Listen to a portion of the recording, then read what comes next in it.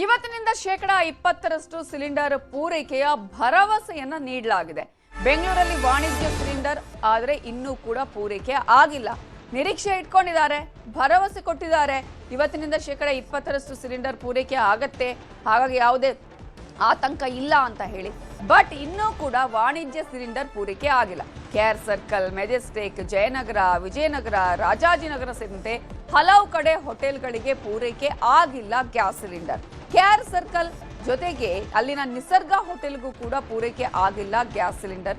ಹಾಗಾಗಿ ಈಗ ಒಂದಷ್ಟು ಹೋಟೆಲ್ ಮಾಲೀಕರು ಆತಂಕದಲ್ಲಿದ್ದಾರೆ. ಸಿಗತ್ತಾ ಸಿಗಲ್ವಾ, ನಮ್ ಗ್ಯಾಸ್ ಸಿಲಿಂಡರ್ ಪೂರೈಕೆ ಆಗತ್ತಾ ಆಗಲ್ವಾ? ಕನಿಷ್ಠ 50% ವಾಣಿಜ್ಯ ಗ್ಯಾಸ್ ಪೂರೈಕೆ ಆಗಬೇಕು. ಆಗ ಮಾತ್ರ ಹೋಟೆಲ್ ಉದ್ಯಮಕ್ಕೆ ಅನುಕೂಲ ಆಗತ್ತೆ. ಯುಗಾದಿ ಬರ್ತಾ ಇದೆ. ಯುಗಾದಿಯ ವೇಳೆ ಹೀಗಾದ್ರೆ ಉದ್ಯಮಕ್ಕೆ ದೊಡ್ಡ ಹೊಡೆತ. ಹೋಟೆಲನ್ನೇ ನಂಬಿಕೊಂಡವರ ಜೀವನ ಬೀದಿಗೆ ಬರುತ್ತೆ ಅಂತ ಹೇಳಿ ಹೋಟೆಲ್ ಸಂಘದ ಕಾರ್ಯದರ್ಶಿ ಕೃಷ್ಣರಾಜ್ ಬೇಸರವನ್ನ ವ್ಯಕ್ತಪಡಿಸಿದ್ದಾರೆ. ಈಗಾಗಲೇ ಇವತ್ತು 20% ಗ್ಯಾಸ್ ಸಿಲಿಂಡರ್ ಪೂರೈಕೆ ಆಗತ್ತೆ ಅನ್ನುವಂತಹ ಭರವಸೆಯನ್ನ ಕೊಟ್ಟಿದ್ದಾರೆ. ಬಟ್ ಇಲ್ಲಿಯವರೆಗೂ ಯಾವುದೇ ರೀತಿಯಾದಂತಹ ಬೆಳವಣಿಗೆಗಳು ಕಾಣಿಸ್ತಾ ಇಲ್ಲ. ಸಿಲಿಂಡರ್ ಪೂರೈಕೆ ಆಗತ್ತಾ ಇಲ್ವಾ ಅನ್ನುವಂತಹ ವಿಚಾರವೂ ಕೂಡ ಹೋಟೆಲ್ ಮಾಲೀಕರಿಗೆ ಗೊತ್ತಾಗ್ತಾ ಇಲ್ಲ. ಇದುವೇ ಈಗ ಆತಂಕಕ್ಕೆ ಕಾರಣ ಆಗ್ತಾ ಇದ್ದು. ಇದೇ ವಿಚಾರಕ್ಕೆ ಸಂಬಂಧಪಟ್ಟ ಹಾಗೆ ಹೋಟೆಲ್ ಸಂಘದ ಕಾರ್ಯದರ್ಶಿ ಕೃಷ್ಣರಾಜ್ ಅವರನ್ನು ನಮ್ಮ ಪ್ರತಿನಿಧಿ ಶರಣು ಹಂಪಿ ಮಾತಾಡಿಸಿದ್ದಾರೆ. ರಾಜ್ಯದಲ್ಲಿ ಇಂದಿನಿಂದ ಹೋಟೆಲ್ ಮಾಲೀಕರಿಗೆ ಶುಭ ಸುದ್ದಿ ಸಿಗುತ್ತೆ. ಯಾಕಂದ್ರೆ ಕಳೆದ ಒಂದು ವಾರದಿಂದನೂ ಕೂಡ ಸಂಕಷ್ಟ ಅನುಭವಿಸ್ತಾ ಇದ್ದಾರೆ. ಈ ಹಿನ್ನೆಲೆಯಲ್ಲಿ ಇವತ್ತು 20% ವಾಣಿಜ್ಯ ಬಳಕೆಯ ಗ್ಯಾಸ್ ಸಿಲಿಂಡರ್ ಪೂರೈಕೆ ಮಾಡ್ತೀವಿ, ಆ ಪೂರೈಕೆ ಆಗುವಂತ ಸಾಧ್ಯತೆ ಇದೆ ಅಂತ ಸರ್ಕಾರನೂ ಕೂಡ ಸೂಚನೆ ನೀಡ್ತಾ ಇದೆ. ಹೋಟೆಲ್ ಮಾಲೀಕರ ಸಂಘದ ಅಧ್ಯಕ್ಷ PC ರಾವ್ ಅವರು ಕೂಡ ಹೇಳಿದ್ದಾರೆ. ಆದ್ರೆ ವಾಸ್ತವವಾಗಿ ಏನಾಗ್ತಾ ಇದೆ, ನಾವು KR ಸರ್ಕಲ್ ನ ನಿಸರ್ಗ ಹೋಟೆಲ್ ಇದ್ದೀವಿ. ಹೋಟೆಲ್ ಮಾಲೀಕರಿದ್ರೆ ಅವ್ರನ್ನೇ ಕೇಳೋಣ ಏನ್ ಹೇಳ್ತಾರೆ ಅಂತೇಳಿ. ಸರ್, ನಿನ್ನೆ ರಾತ್ರಿ ಏನಾದ್ರೂ ಪೂರೈಕೆ ಆಗಿದೆಯಾ ಅಥವಾ ಇವತ್ತೇನಾದ್ರೂ ಪೂರೈಕೆ ಆಗುವಂತ ಆಶಾಭಾವನೆ ಇದೆಯಾ ನಿಮಗೆ ಗ್ಯಾಸ್ ಸಿಲಿಂಡರ್? ಖಂಡಿತ ಇಲ್ಲ. ಯಾಕಂತ ಹೇಳಿದ್ರೆ ಇವತ್ತಿದು ಹೇಳಿಬಿಟ್ಟು 20% ಅಂತ ಹೇಳಿ ಕಳೆದ 5 ದಿವಸದಿಂದನೇ ಮಾನ್ಯ ಮಂತ್ರಿಗಳು ಹೇಳಿದ್ದಾರೆ ಅಂತ ಹೇಳ್ಬಿಟ್ಟು ಹೇಳ್ತಾ ಇದ್ದಾರೆ. ಯಾರು ಇವತ್ತಿನವರೆಗೂ ನಮ್ಮನ್ನು ಬಂದು ಡಿಸ್ಟ್ರಿಬ್ಯೂಟರ್ಗಳು ಯಾವುದೂ ಒಂದು ಭರವಸೆ ಕೊಡ್ತಾ ಇಲ್ಲ. ಈವರೆಗೂ ಯಾವುದೇ ಡಿಸ್ಟ್ರಿಬ್ಯೂಟರ್ಗಳು ಯಾವುದೇ ಸೂಚನೆಗಳಿಲ್ಲ, ಹೋಟೆಲ್ಗಳಿಗೆ ಸಪ್ಲೈ ಮಾಡಿ ಅನ್ನೋ ಸೂಚನೆಗಳಿಲ್ಲ. ನಾನು ಇವತ್ತು ಬೆಳಿಗ್ಗೆನೂ ಮಾತಾಡಿದೆ, ಡಿಸ್ಟ್ರಿಬ್ಯೂಟರ್ ಹೇಳ್ತಿದ್ದಾರೆ ನಮ್ಗೆ ಯಾವುದೇ ಒಂದು ಸೂಚನೆ ಬಂದಿಲ್ಲ, ಗೈಡ್ಲೈನ್ಸ್ ಬಂದಿಲ್ಲ, ಯಾವುದೂ ಬಂದಿಲ್ಲ ಅಂತಾನೆ ಹೇಳ್ತಿದ್ದಾರೆ. ಬೇರೆ ಬೇರೆ ರಾಜ್ಯದಲ್ಲಿ ಯಾವುದೇ ರೀತಿಯಾದ ಸಮಸ್ಯೆ ಇಲ್ಲ. ಯಾಕೆ ಈ ಕರ್ನಾಟಕ ರಾಜ್ಯದಲ್ಲಿ ಮಾತ್ರ ಯಾಕೆ ಈ ಸಮಸ್ಯೆ ಅಂತ ಕೇಳಬಹುದು. ಯಾಕಂತ ಹೇಳಿದ್ರೆ ಆಂಧ್ರ ಪ್ರದೇಶದಲ್ಲಿ ನಾವು ಹೋಟೆಲ್ ಫೋನ್ ಮಾಡಿ ಕೇಳ್ತಾ ಇದೀವಿ, ಅಲ್ಲಿ ಸಮಸ್ಯೆ ಇಲ್ಲ. ಆಮೇಲೆ ಗುಜರಾತ್ ಅಲ್ಲಿ ಕೇಳಿದ್ವಿ, ಅಲ್ಲಿಲ್ಲ. ರಾಜಸ್ಥಾನ ಕೇಳಿದ್ವಿ, ಅಲ್ಲಿಲ್ಲ. ಬರೀ ಕರ್ನಾಟಕದಲ್ಲಿ ಮಾತ್ರ ಈ ಒಂದು ಸಮಸ್ಯೆಗಳು ಉದ್ಭವ ಆಗಿದೆ ಅಂತಾನೆ ಹೇಳ್ಬೋದು. ಖಂಡಿತ ಡಿಸ್ಟ್ರಿಬ್ಯೂಟರ್ ಕಾಲ್ ಮಾಡಿದ್ರೆ ಅವರಿಗೆ ಯಾವುದೇ ಒಂದು ಡೈರೆಕ್ಷನ್ಗಳಿಲ್ಲ. ಓನ್ಲಿ ಹೋಟೆಲ್ ಮತ್ತೆ ಆಸ್ಪತ್ರೆಗಳು ಮತ್ತೆ ಅಂಗನವಾಡಿ ಆಮೇಲೆ ಇಂದಿರಾ ಕ್ಯಾಂಟೀನ್ ಮಾತ್ರ ಸಪ್ಲೈ ಮಾಡಿ ಅಂತ ಒಂದು ಅವ್ರಿಗೊಂದು ಡೈರೆಕ್ಷನ್ ಇದೆ ಅಂತ ಬಿಟ್ರೆ ಈ 20% ಅನ್ನೋದು ಯಾವುದೇ ಈವರೆಗೂ ಯಾವುದೇ ಒಂದು ಆದೇಶ ಬಂದಿಲ್ಲ ಅಂತಾನೆ ಹೇಳ್ತಾ ಇದ್ದಾರೆ ಡಿಸ್ಟ್ರಿಬ್ಯೂಟರ್. ಈಗ ನಿಮಗೆ ಡಿಸ್ಟ್ರಿಬ್ಯೂಟರ್ ಹೇಳೋ ಪ್ರಕಾರ ಅವರಿಗೆ 20% ಕೊಟ್ರೆ ನಿಮ್ ಹೋಟೆಲ್ಗೆ ಸಿಗದೇ ಇಲ್ವಾ ಅಥವಾ ಪೂರೈಕೆ ಮಾಡ್ಲಿಕ್ಕೆ ಗ್ಯಾಸ್ಗಳೇ ಸಿಗೋದಿಲ್ವಾ? ಖಂಡಿತ ಅವ್ರು ಹೇಳಬೇಕು. ನಾವು ಯಾವ ಆಯಿಲ್ ಇಂಡಿಯನ್ ಕಾರ್ಪೊರೇಷನ್ಗಳಿದಾರಲ್ಲ, ಅವರು ಒಂದು ಇವ್ರ ಹತ್ರ ಡೇಟಾ ತಗೊಂಡ್ಬಿಟ್ಟು ಯಾವ ಹೋಟ್ಲಿಗೆ ಎಷ್ಟು ಹೋಗುತ್ತೆ ಇವತ್ತಿಂದ ನೀವು 20% ಅವ್ರಿಗೆ ಕೊಡಿ ಅಂತ ಒಂದು ಡೈರೆಕ್ಷನ್ ಕೊಡಬೇಕು ಅವರು ಡಿಸ್ಟ್ರಿಬ್ಯೂಟರ್ಗಳಿಗೆ. ಆವಾಗ ತಾನೇ ಅವ್ರು ನಮ್ಗೆ ಕೊಡಕ್ಕಾಗತ್ತೆ. ಇಲ್ಲ ಅಂದ್ರೆ ಅವ್ರ ಮೇಲೆ ಎಸ್ಮಾ ಇದೆ, ಎಸ್ಮಾ ಏರಿಕೆ ಆಗಿದೆ ಅಂತೇಳಿ ಅವ್ರು ನಮ್ಮ ಖಂಡಿತ ಸಪ್ಲೈ ಮಾಡಲ್ಲ ಡಿಸ್ಟ್ರಿಬ್ಯೂಟರ್ಗಳು. ಅವ್ರು ಆ ಹಾಳನ್ನು ತೋಡ್ಕೋತಾ ಇದಾರೆ. ಸರ್ ನಿಮ್ಮ ಹತ್ರ ಈಗ ಬಳಕೆ ಮಾಡ್ಲಿಕ್ಕೆ ಗ್ಯಾಸ್ ಸಿಲಿಂಡರ್? ನನ್ನ ಹತ್ರ ಇವತ್ತು ನಿನ್ನೆ 2 ನಾನು ಪ್ರೈವೇಟ್ ಸಿಲಿಂಡರ್ ತಗೊಂಡೆ. 3,300 ರೂಪಾಯಿ ಕೊಟ್ಬಿಟ್ಟು 2 ಪ್ರೈವೇಟ್ ಸಿಲಿಂಡರ್ ತಗೊಂಡಿದ್ದೀನಿ. ಬೇರೆ ಬೇರೆ ನಾನು ಎಲೆಕ್ಟ್ರಿಕಲ್ ಹಾಕೊಂಡ್ಬಿಟ್ಟು ಪರ್ಯಾಯ ವ್ಯವಸ್ಥೆಗಳನ್ನ ಮಾಡ್ಕೊಂಡಿದ್ದೀನಿ. ಯಾಕಂದ್ರೆ ಸರ್ಕಾರ ಬರೀ 20% ಅಂತ ಹೇಳ್ತಾ ಕೂತ್ಕೊಂಡ್ರೆ ನಾನು ಉದ್ಯಮ ರನ್ ಮಾಡಬೇಕು. ಒಂದು ಉದ್ಯಮದಿಂದ ನಿಮಗೆ ಎಷ್ಟು ನಷ್ಟ ಆಗುತ್ತೆ ಅನ್ನೋದು ಈಗಾಗಲೇ ತಾವು ತೋರಿಸಿದಿರಿ. ಒಂದು ಹೋಟ್ಲ್ ಕ್ಲೋಸ್ ಆದ್ರೆ 40 ಜನ ಉದ್ಯೋಗಿಗಳಿಗೆ ನಿರುದ್ಯೋಗಿಗಳಾಗಿದ್ದಾರೆ.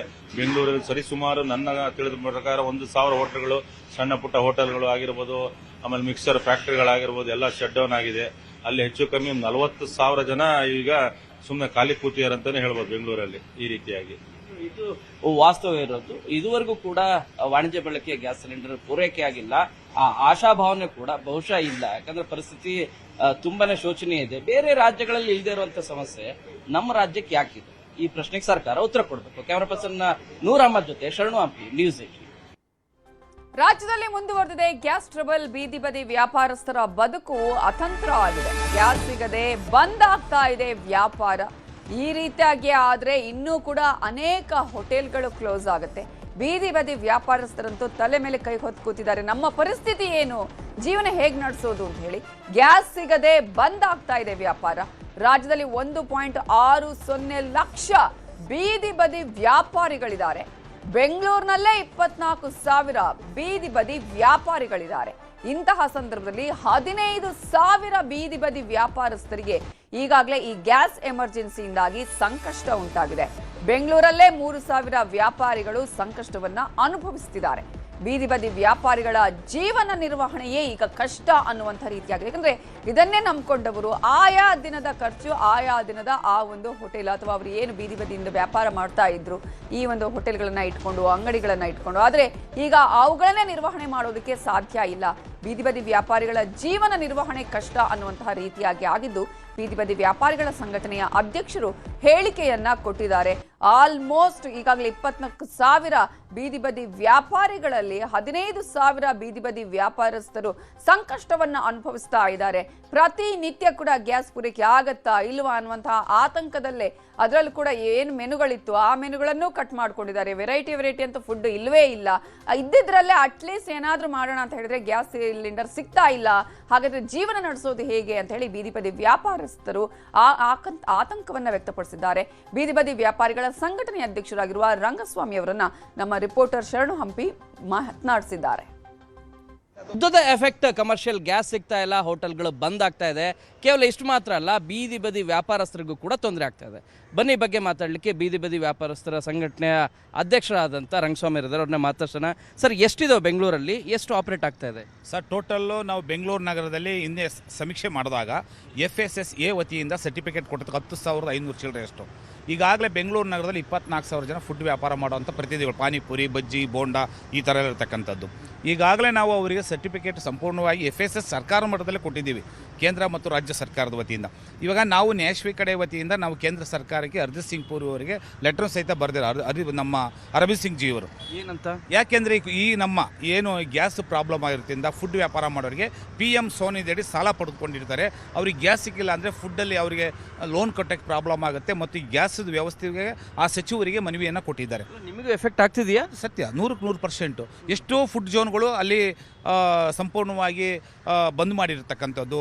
ಈ ಗೋಬಿ ಮಂಚೂರಿ, ಪಾನಿಪುರಿ ಮತ್ತು ಈ ಮಸಾಲೆ ಐಟಮು, ಗೋಬಿ ಆಮೇಲೆ ಇದು ಚೈನೀಸ್ ಐಟಮು ಮತ್ತು ನಾನ್ ವೆಜ್ ಐಟಮ್ಸು ಇವೆಲ್ಲ ಸಂಪೂರ್ಣವಾಗಿ, ದೋಸೆ ಇವೆಲ್ಲ ಸಂಪೂರ್ಣವಾಗಿ ಆಗಲೇ ಈಗ ಒಂದು 70% ಅಲ್ಲಲ್ಲಿ ಕ್ಲೋಸ್ ಮಾಡಿದ್ದಾರೆ. ಎಷ್ಟು ಸರ್ ಹಂಗನತ್ತೆ? ಎಷ್ಟು ಬೀದಿ ಬದಿ ಶಾಪ್ಗಳು ಕ್ಲೋಸ್ ಆಗಿರೋದು? ಮಿನಿಮಮ್ 3,000 to 4,000 ಕ್ಲೋಸ್ ಆಗಿದೆ ಸರ್ ಬೆಂಗಳೂರು ನಗರದಲ್ಲಿ.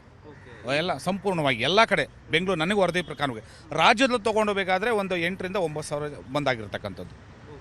ಅಲ್ಲ, ಅವರು ಯೂಶಲಿ ನಿಮ್ಮಲ್ಲಿ ಎಲ್ಲರೂ ಕಮರ್ಷಿಯಲ್ ಗ್ಯಾಸ್ ಯೂಸ್ ಮಾಡ್ತಾರಾ? ಯಾಕಂದರೆ ನೋಡಿದರೆ ಬಹುತೇಕವಾಗಿ ಎಲ್ಲರೂ ಕೂಡ ಯೂಸ್ ಮಾಡೋದು LPG ಗ್ಯಾಸ್ಗಳು, ಗೃಹ ಬಳಕೆ ಗ್ಯಾಸನ್ನು ಸಿಲಿಂಡರ್ನೇ ಬಳಕೆ ಮಾಡೋದಲ್ವಾ? ಇದು 5% ಮಾತ್ರ ಯಾರು ಇದು ದೊಡ್ಡ ಗ್ಯಾಸ್ ಯೂಸ್ ಮಾಡೋದು. ಇನ್ನೆಲ್ಲ ಮನೆ ನಿವಾಸಿಗಳು ತಂದಿರ್ತಕ್ಕಂಥ ಅಲ್ಲ ಅವಧಿ. ಇನ್ನು 5% ಮಾತ್ರ ಯಾರೋ ಸ್ವಲ್ಪ ಸಾಮರ್ಥ್ಯ ಇರ್ತಕ್ಕಂಥವ್ರು ಮಾತ್ರ ಅದನ್ನು ಯೂಸ್ ಮಾಡ್ತಾರೆ ಹೊರತು ಇನ್ನು ಮಿಕ್ಕಿದ್ದೆಲ್ಲ 95% ಮನೆ ಗೃಹ ಬಳಕೆ LPG ಸಿಲಿಂಡರ್ ಕೊರತೆ ಇಲ್ಲ ಅಂತ ಹೇಳ್ತಾ ಇದ್ದಾರೆ. ಸಂಪೂರ್ಣವಾಗಿ ಕೊರತೆ ಇದೆ. ಇವಾಗ 1,050 ಕೊಡ್ತಾ ಇದ್ದು 1,500 2,000 ಕೊಟ್ಟರು ಸಿಗ್ತಾ ಇಲ್ಲ, ಗ್ಯಾಸು ಸಿಗ್ತಾ ಇಲ್ಲ ಮತ್ತು ಬುಕ್ಕಿಂಗ್ ತೊಗೋತಾ ಇಲ್ಲ. ಇವಾಗೆಲ್ಲ ಏನಾಗಿದೆ ಅಂದರೆ ಎಲ್ಲ ಏಜೆನ್ಸಿಗಳು ಫುಲ್ ಹೊಡ್ತಾ ಬಂದಿದೆ, ಅದು ಸಹಿತ ಸಿಗ್ತಾ ಇಲ್ಲ. ಸುಮ್ಮನೆ ನಾವು ಹೇಳ್ತಾ ಇರ್ಬೋದು ಕೆಲವು ಜನ ನಮಗೆ ಗ್ಯಾಸ್ ಸಿಗ್ತದೆ, ಮನೆ ನಿವಾಸಿಗಳು ಗ್ಯಾಸ್ ಸಿಗ್ತದೆ ಅಂತೇಳಿ. ಇಲ್ಲ, ನೋ ಚಾನ್ಸ್. ಕೃತವಾಗಿ 10,000 ಬೀದಿ ಬದಿ ವ್ಯಾಪಾರಸ್ಥರಿದ್ದಾರೆ. ಇದರಲ್ಲಿ 3,000 ಈಗಾಗಲೇ ಸ್ಟ್ರೀಟ್ ವೆಂಡರ್ಸ್ ಕ್ಲೋಸ್ ಮಾಡಿದ್ದಾರೆ, ಆಪ್ರೇಟ್ ಮಾಡೋಕ್ಕಾಗ್ತಾಯಿಲ್ಲ. ಯಾಕಂದರೆ ಕೇವಲ ಕಮರ್ಷಿಯಲ್ ಗ್ಯಾಸ್ ಮಾತ್ರ ಅಲ್ಲ, ಗೃಹ ಬಳಕೆ LPG ಗ್ಯಾಸ್ಗಳನ್ನು ಬಳಕೆ ಮಾಡಿ ಅವರು ವ್ಯಾಪಾರ ಮಾಡ್ತಾಯಿದ್ರು, ಅವು ಕೂಡ ಸಿಗ್ತಾ ಇಲ್ಲ. ಆನ್ಲೈನ್ ಪ್ರಾಬ್ಲಮ್ ಆಗ್ತಾಯಿದೆ ಬುಕ್ಕಿಂಗ್ ಮಾಡಲಿಕ್ಕೆ ಅನ್ನೋದು ಈಗ ಬೀದಿ ಬದಿ ವ್ಯಾಪಾರಸ್ಥರ ಸಂಘಟನೆಯ ಆರೋಪ ಆಗಿದೆ. ಕ್ಯಾಮರಾ ಪರ್ಸನ್ ಶಿವಪ್ಪ ಜೊತೆ ಶರಣು ಹಂಪಿ, ನ್ಯೂಸ್ 18. ಇನ್ನು ಹಾಸ್ಟೆಲ್ ವಿದ್ಯಾರ್ಥಿಗಳಿಗೂ ಕೂಡ ಸಿಲಿಂಡರ್ ಬಿಸಿ ತಟ್ಟಿದೆ. ಧಾರವಾಡದ ಹಾಸ್ಟೆಲ್ಗಳಲ್ಲಿ ಮೆನುವೇ ಕಟ್ ಮಾಡಿದ್ದಾರೆ. ಯಾಕಂದ್ರೆ ಬೇರೆ ಒಂದೊಂದು ದಿನ ಒಂದೊಂದು ರೀತಿಯಾದಂತಹ ಫುಡ್ ಅನ್ನ ಕೊಡ್ತಾ ಇದ್ರು, ಆದ್ರೆ ಇದೀಗ ಕೇವಲ 4 ದಿನಗಳಿಂದ ಅನ್ನ ಸಾಂಬಾರ್ ಕೊಡ್ತಾ ಇದ್ದಾರೆ. ಬರೀ ಅನ್ನ ಸಾಂಬಾರ್ ಅಷ್ಟೇ ಮೆನು ಅಲ್ಲಿ ಇರುವಂತದ್ದು, ಬೇರೆ ಯಾವುದೇ ರೀತಿಯಾದಂತಹ ಫುಡ್ ಮೆನು ಇಲ್ಲ. ದಿವಂಗತ ದೇವರಾಜ್ ಅರಸು ಬಾಲಕಿಯರ ಹಾಸ್ಟೆಲ್ನಲ್ಲಿ ಗ್ಯಾಸ್ ಕೊರತೆಯಿಂದಾಗಿ ಕೇವಲ ಅನ್ನ ಸಾಂಬಾರನ್ನ ಕೊಡ್ತಾ ಇದ್ದಾರೆ ಅಲ್ಲಿ ಇರುವಂತಹ ಹಾಸ್ಟೆಲ್ ವಿದ್ಯಾರ್ಥಿಗಳಿಗೆ. ಸೊ ಗ್ಯಾಸ್ ಕೊರತೆ ಅಂತ ಹೇಳ್ತಾ ಇದ್ದಾರೆ ಹಾಸ್ಟೆಲ್ನ ವಾರ್ಡನ್. ಈ ವಿಚಾರಕ್ಕೆ ಸಂಬಂಧಪಟ್ಟ ಹಾಗೆ ಹಾಸ್ಟೆಲ್ನ ವಿದ್ಯಾರ್ಥಿಗಳು ಮಾತಾಡಿದ್ದಾರೆ. ಸರಿಯಾಗಿ ಊಟ ಮೆನು ಪ್ರಕಾರ ಪ್ರೊವೈಡ್ ಆಗತ್ತಿಲ್ಲ. ಬರೀ ರೈಸ್ ಸಾಂಬಾರ್ ಕೊಡತ್ತಾರ. ಓಕೆ, ಗ್ಯಾಸ್ ಪ್ರಾಬ್ಲಮ್ ಐತಿ, ರೈಸ್ ಸಾಂಬಾರ್ ಕೊಡ್ತಾರ, ಅದನ್ನು ಕ್ವಾಲಿಟಿ ರೈಸ್ ಏನು ಕೊಡತ್ತಿಲ್ಲ. ಅವ್ ಅನ್ನ ಕುದ್ದಿರಂಗಿಲ್ಲ, ಸಾರ್ ಒಂದ್ ಕಡೆ, ನೀರ್ ಒಂದ್ ಕಡೆ. ಇದು ಮೆನುದಾಗ ಐತಿ ಅನ್ನ ಏನು ಸಾಂಬಾರು, ಬೇಳೆ ಮಿಶ್ರಿತ ಸಾರು, ಮತ್ತೆ ತರಕಾರಿ ಪಲ್ಯ ಇದೆಲ್ಲ ಇರ್ತೈತಿ. ಅದೇನು ಇಲ್ಲ ಇಲ್ಲಿ ಈಗ ಸದ್ಯಕ್ಕೆ ನಮಗ ಅದನ್ನ ಕೊಡಾತಿಲ್ರಿ. ಕೇಳಿದ್ರಿ ಏನಂತಾರ? ಕೇಳಿದ್ರೆ ಗ್ಯಾಸ್ ಪ್ರಾಬ್ಲಮ್ ಐತಿ ಅದಂತಾರ. ಗ್ಯಾಸ್ ಪ್ರಾಬ್ಲಮ್ ಐತಿ ಇಲ್ಲ ಅನ್ನೋದಿಲ್ಲ, ಮತ್ತೆ ಬಹಳ ಗ್ಯಾಸೇ ಇಲ್ಲ ಹಂಗಂತಾರ. ಮತ್ತೆ ನಿನ್ನೆ ಸ್ಟೇಟ್ಮೆಂಟ್ ಬಂದೈತಿ ನ್ಯೂಸ್ ಪೇಪರ್ ಒಳಗೆ ಏನೈತಿ, ಹುಬ್ಳಿ ಧಾರವಾಡ ಸಮಾಜ ಕಲ್ಯಾಣ ಇಲಾಖೆ ಒಳಗ ಚಲೋತೆಗೆ ಗ್ಯಾಸ್ ಪ್ರೊವೈಡ್ ಆಗತ್ತಾವ, ಏನೂ ತೊಂದರೆ ಇಲ್ಲ ಅಂತ ಅವ್ರು ಸ್ಟೇಟ್ಮೆಂಟ್ ಕೊಡ್ತಾರ. ಇಲ್ಲ ಅಂತಾರ ಇವ್ರೇನು ಇಲ್ಲ, ನಾವ್ ಹೆಂಗ್ ಅಡಿಗೆ ಮಾಡ್ಬೇಕು, ಬೆಳಗ್ಗೆ ಮೆನು ಪ್ರಕಾರ ಅಡಿಗೆ ಕೊಟ್ಟಿಲ್ಲ ರೀ ಅವ್ರು. ಪ್ರಾಬ್ಲಮ್ ಆಗೈತಿ ಅಂತ ಹೇಳಿ ಬರೀ ಅನ್ನ ಸಾಂಬಾರ್ ಮಾತ್ರ ಕೊಡ್ತಿದ್ದಾರೆ. ನಾವು ನಮ್ಮ ಮ್ಯಾಮಿಗೆ ಫೋನ್ ಕೇಳಿದಾಗ ಅವ್ರು ಏನಂದ್ರು, ಇಲ್ಲ ನಿಮ್ಗೆ ಗ್ಯಾಸ್ ಪ್ರಾಬ್ಲಮ್ ಆಗೈತಿ, ಅದಕ್ಕೆ ಈಗ ಅನ್ನ ಸಾರು ಅಷ್ಟೇ ಮಾಡ್ಕೊಡ್ತೀವಿ, ಮೆನು ಪ್ರಕಾರ ಹೋದ್ರೆ ಒಂದು ಎಷ್ಟು ದಿನ ಆಗುತ್ತೋ ಅಷ್ಟು ದಿನ ಸಿಲಿಂಡರ್ನ ಯೂಸ್ ಮಾಡ್ಕೊಳ್ರಿ. ಅದು ಈ ಸಿಲಿಂಡರ್ ಏನಾದರೂ ಖಾಲಿ ಆತಂದ್ರೆ ಹಾಸ್ಟೆಲ್ ಕ್ಲೋಸ್ ಮಾಡಬೇಕಾಗುತ್ತೆ, ನೀವೆಲ್ಲ ಊರಿಗೆ ಹೋಗ್ಬೇಕಾಗುತ್ತೆ ನೋಡ್ರಿ. ಮತ್ತೆ ಮಧ್ಯಾಹ್ನ ಕಾಳು ಪಲ್ಯ ಮತ್ತೆ 2 ಥರದ ಚಪಾತಿ ಅನ್ನ ಸಾಂಬಾರ್ ಕೊಡ್ತಿದ್ವಿ. ನೈಟು 2 ಥರದ ಚಪಾತಿ ಮತ್ತೆ ತರಕಾರಿ ಪಲ್ಯ ರೈಸ್ ಸಾಂಬಾರ್ನೇ ಕೊಡ್ತಿದ್ವಿ. ಈಗ ಬರೀ ಅನ್ನ ಸಾರುನೇ ಮಾಡ್ತಿಲ್ಲ. ಆಮೇಲೆ ನಮ್ಗೆ ಡಬ್ಬಿ ಒಯ್ಬೇಕು, ಬಾಕ್ಸ್ ಒಯ್ಬೇಕು ಅಂದ್ರೂ ಪ್ರಾಬ್ಲಮ್ ಆಗತ್ತೆ.